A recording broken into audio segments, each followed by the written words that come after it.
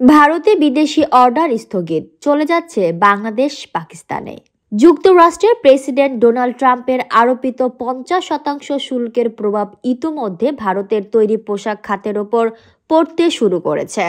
মার্কিন শুল্ক আরোপের বিশ্বের নামি দামি অনেক ব্র্যান্ড তাদের ভারতে পোশাকের অর্ডার স্থগিত অথবা বাংলাদেশ, পাকিস্তান কিংবা ভিয়েতনামের মতো দেশে সরিয়ে নিতে শুরু করেছেন। রোববার ভারতের ইংরেজি দৈনিক দ্য ইন্ডিয়ান এক্সপ্রেস ভারতের তৈরি পোশাক খাতে মার্কিন শুল্কের প্রভাব নিয়ে বিস্তারিত এক প্রতিবেদনে প্রকাশ করেছে। প্রতিবেদনে বলা হয়েছে, ভারতের নিট ওয়্যার রাজধানী হিসেবে পরিচিত তামিলনাড়ুর তিরুম্বুর রপ্তানিকারকরা ইতোমধ্যে মার্কিন শুল্কের প্রভাব অনুভব করতে শুরু করেছেন। সেখানকার রপ্তানিকারকরা বলছেন, তৈরি পোশাকের অনেক ক্রেতা দীর্ঘদিন ধরে নতুন নতুন অর্ডার নিয়ে এলেও বর্তমানে তারা অর্ডার স্থগিত করছেন, অন্যত্র সরিয়ে নিচ্ছেন কিংবা বাংলাদেশ, পাকিস্তান, ভিয়েতনাম এবং কম্বোডিয়ার মতো প্রতিদ্বন্দ্বী দেশগুলোতে চলে যাচ্ছেন। এসব দেশে মার্কিন শুল্ক হার ভারতের তুলনায় অনেক কম, যা 19 থেকে 36% মাঝে রয়েছে।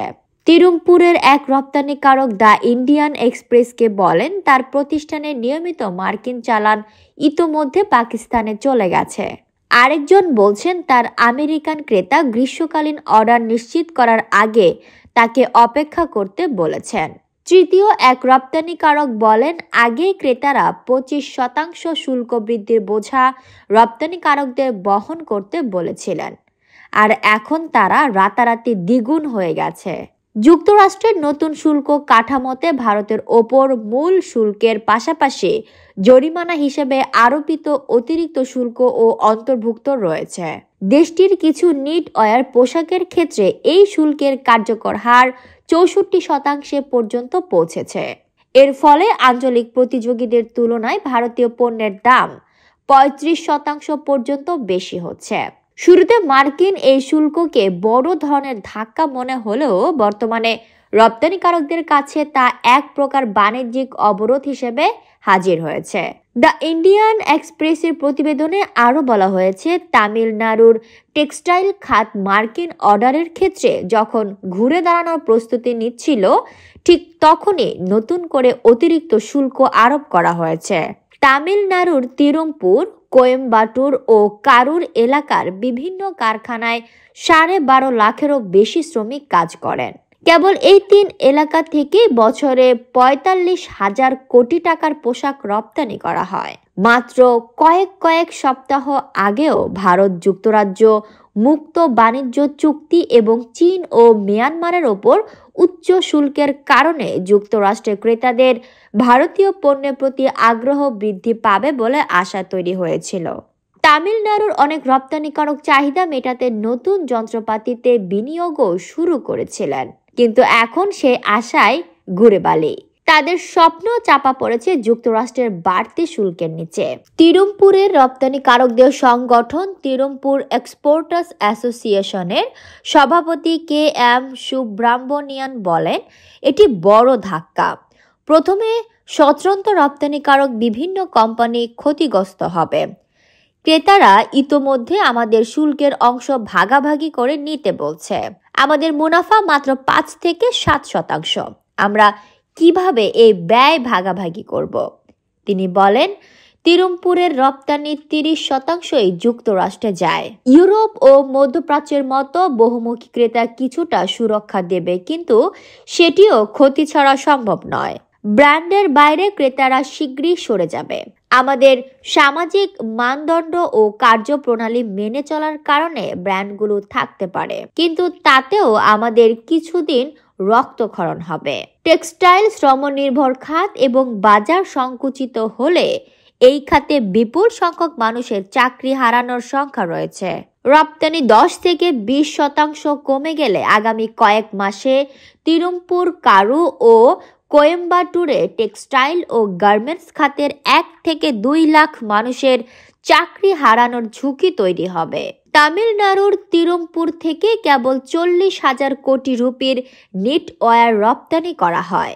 তিরুমপুরের কারখানাগুলো ওয়ালমার্ট, গ্যাপ, কস্টকোর মতো বৈদেশিক জায়ান্টদের কাছে পোশাক সরবরাহ করে এবং দেশের নিট ওয়্যার রপ্তানির 55% যোগান দেয়। সেখানকার রপ্তানিকারকরা 2025 থেকে 26 অর্থ বছরে রপ্তানি 10 থেকে 15% বৃদ্ধির প্রত্যাশা করেছিলেন, কিন্তু যুক্তরাষ্ট্রের বাড়তি শুল্ক আরোপের পর এই খাতের বিশ্লেষকরা পূর্বাভাস দিয়ে বলছেন তুলা ও নিট ওয়্যার পোশাক খাতে মার্কিন অর্ডার 40 থেকে 50% কমে যেতে পারে। মার্কিন শুল্কের প্রভাব কেবল পোশাকে সীমাবদ্ধ নয়। হোম টেক্সটাইলের জন্য বিখ্যাত কোয়েম্বাটুর ও কারুতেও বিদেশি ক্রেতাদের অর্ডার স্থগিত হতে শুরু করেছে। সাউদার্ন ইন্ডিয়া মিলস অ্যাসোসিয়েশনের মহাসচিব সেলবারাজু বলছেন, ক্রেতারা বিছানার চাদর ও তোয়ালের মতো গ্রীষ্মকালীন পণ্যের অর্ডার স্থগিত কিংবা বিলম্বিত করছেন, যা সাধারণত অক্টোবরের মধ্যেই চূড়ান্ত হয়। সেলবারাজু বলেন, যারা পোশাকের অর্ডারের বিষয়ে অগ্রিম খোঁজ খবর নিয়েছিল তারা এখন অপেক্ষা করতে বলছে। এই মৌসুম মিস হয়ে গেলে আর সুযোগ পাওয়া যাবে না। তামিলনাড়ুর কারু থেকে কেবল বছরে প্রায় 9,000 কোটি রুপির হোম টেক্সটাইল রপ্তানি করা হয়।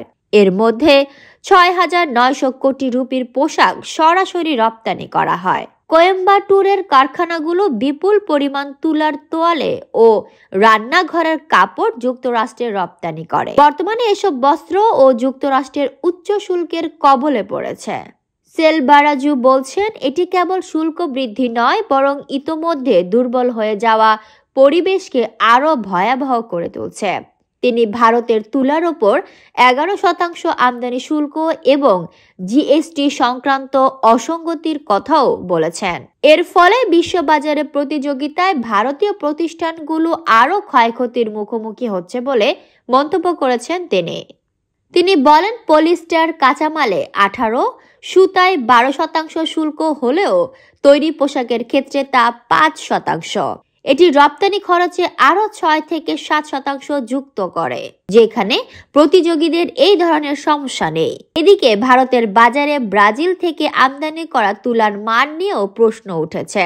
ব্রাজিল থেকে আমদানি করা তুলা সবসময় মার্কিন মানদণ্ড পূরণ করতে পারে না বলে দেশটির ব্যবসায়ীরা অভিযোগ করেছেন। মার্কিন তুলার শুল্কমুক্ত প্রবেশাধিকার দিয়ে সেই তুলা থেকে তৈরি পোশাকের বিনিময়ে রপ্তানি চুক্তি করার বিষয়ে দেশটির কেন্দ্রীয় সরকারের প্রতি আহ্বান জানিয়েছেন সেলবারাজু। তিনি বলেন, তৈরি পোশাকের বৈশ্বিক বাজার অত্যন্ত প্রতিযোগিতাপূর্ণ।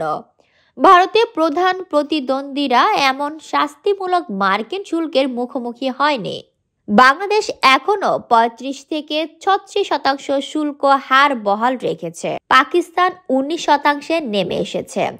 ভিয়েতনাম 20 থেকে 21% এবং কম্বোডিয়া আগে 49% শুল্ক গুনলেও গত 1 আগস্ট থেকে তা 19% নেমেছে। সেই তুলনায় ভারতের 50% শাস্তিমূলক শুল্ক কেবল বিচ্ছিন্ন কোনো ঘটনাই নয়, বরং নজিরবিহীন। তিরুমপুরের অপর এক তৈরি পোশাক কারখানা মালিক ইন্ডিয়ান এক্সপ্রেসকে বলেছেন, তার প্রতিষ্ঠানে আসা বিদেশি ক্রেতাদের অর্ডার ইতোমধ্যে পাকিস্তানে চলে গেছে। তারা সম্ভবত ভালো দাম প্রস্তাব করেছে, অর্ডার হাতছাড়া হয়ে গেছে। সুব্রাহ্মণিয়ান বলেন, মার্কিন বাজারে ভারতের সবচেয়ে বড় প্রতিদ্বন্দ্বী বাংলাদেশ। তাদের 20% শুল্ক মানে পোশাক অনেক সস্তা।